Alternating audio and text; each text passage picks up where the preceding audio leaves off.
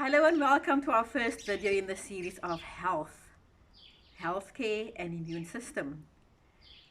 Our skin is the first thing that greets people, that greets the environment, and that keeps out everything from the environment. Our skin is part of our immune system, it is part of our primary defense system, and we need to take care of it. And our skin is built such that the outer layers are actually dead. And if anything lodges in the skin, it stays there. We can wash it off. And we have oil glands in the skin that prevents the skin from drying out, but it also has the effect of keeping out germs, etc. The skin cells constantly replicate, and they replace the cells that were lost, that are dead, that were lost. And if we want to take care of our skin in the best way, we would allow the skin to follow its natural course. We won't go stripping down. Like, for example, if we see the wall behind me here, the wall is protected with a layer of paint. Under that paint is plaster. Now, if we think of our skin like that, our dead cells is the plaster and our oil is the paint that's over there. So without that paint, that plaster will come off. If we take away our oil from our skin, which often people do, you are prompted to wash your skin with stuff that takes away the oil, and then you have to put it back again with something else. Best thing is, take something that is very mild to wash the skin, and do not strip the oil from the skin, because that is your natural protection. To maintain the skin, we need to have healthy cell replication, and for that we need lots of vitamin C.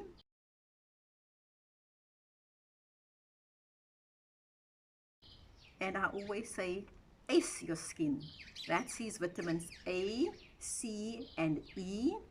Those three vitamins are vital in maintaining a healthy skin. The fullness of the skin is maintained by your collagenous fibers, and that collagen your body produces, and it needs quite a bit of vitamin C to do that. You eat well. Like, I don't buy any creams whatsoever. I make my own from my natural products, from my garden. I make my own creams.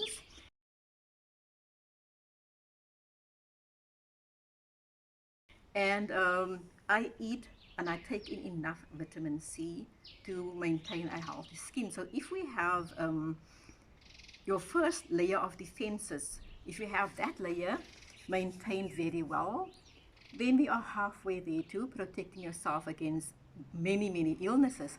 Now, if we look at our skin, this is skin.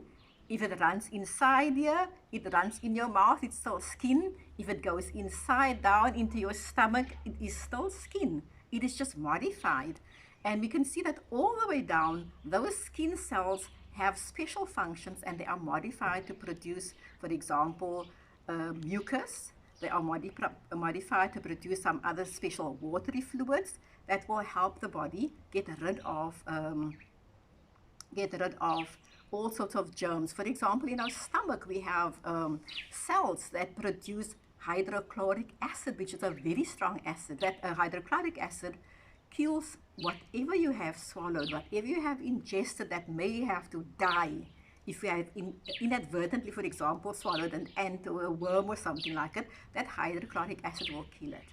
And it's not like they're saying the thing will grow in your stomach. There are some of the things, yes, which are encapsulated, that will survive that hydrochloric acid and go grow somewhere else. But essentially, to maintain our skin, whether it is on the inside, on the outside, or on the inside, we need more than enough vitamin.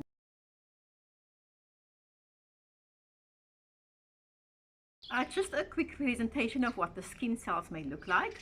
Their shape may differ wherever they are located inside or outside of the body. But your vitamin C is responsible for making these little umbrellas.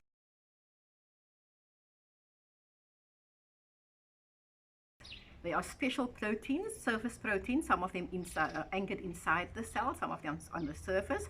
But they act as umbrellas and they keep out all sorts of germs. So if we have enough of those umbrellas, if we have enough vitamin C to produce those proteins that protect the cells, you're well on your way to survive every winter, to survive many different types of conditions on the outside, even your allergens that come from your environment, it can withstand those. So increase your vitamin C intake, have enough vitamin A.